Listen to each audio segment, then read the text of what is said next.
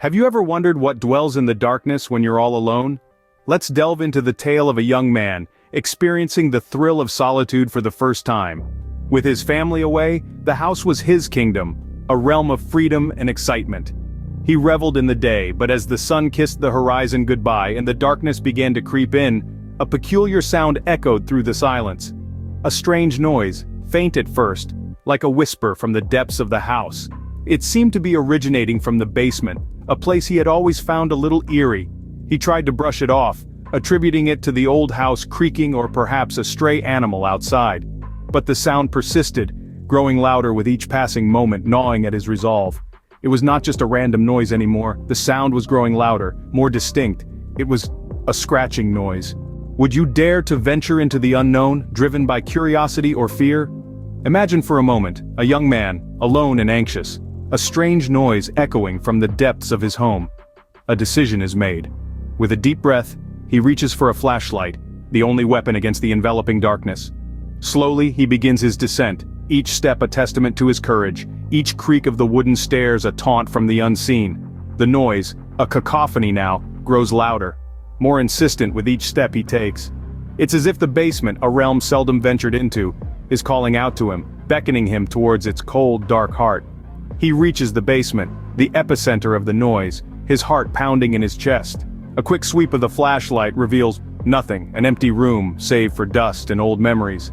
But then, just as he was about to turn back, he saw it, a shadow darting across the room. What would you do if shadows started to dance, mocking your fear? A young man finds himself in this very predicament. A shadow, ghastly and elusive, leads him on a dark waltz around the basement. Each step he takes, the shadow mimics, forever just out of reach. It's a chilling ballet of cat and mouse that leaves him teetering on the precipice of terror, his heart pounding a frantic rhythm in his chest. The basement, once a familiar refuge, now becomes a menacing labyrinth. Every creak of the house above, every gust of wind against the windows makes him jump.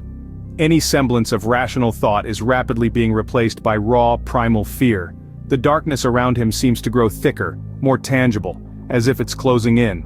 In a moment of desperate courage, he decides to break free from this nightmare. He turns and bolts for the stairs, but as he ascends, a new terror grips him. A voice, soft as a whisper yet icy cold, begins to echo around him. It's unintelligible, a mere murmur amidst the silence, but it's there. It follows him up the stairs, growing louder, more insistent with each step. His heart races faster, his breaths become shallow. He's close now, just a few more steps to safety. But then, the murmur grows into a roar. Just as he reaches the top of the stairs, the whispering voice becomes a scream.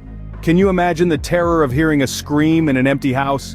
There's something about a scream that cuts through the veil of silence like a knife, leaving an echo of dread in its wake. It's a sound that grabs you by the spine and sends a shiver of cold terror down your back. Our protagonist, already on edge from the eerie shadow in the basement, finds himself gripped by a new level of fear. His heart pounding like a hammer against his chest, he bolts from the basement, each step a desperate bid for safety. He slams the door behind him, turning the key with trembling fingers. The scream, now a ghostly memory, still lingers in the silence. With the basement door secured, he leans against it, chest heaving as he tries to steady his breathing. The decision to call the police seems like the only rational choice in this maelstrom of fear. As he reaches for his phone, his fingers hovering above the call button, an unexpected sound freezes him in his tracks. A knock. A simple, ordinary sound under normal circumstances, but here in this house, at this hour, it becomes a harbinger of unknown terrors. His heart skips a beat. His hand, still clutching the phone, hangs in the air, uncertainty etched in every line of his body.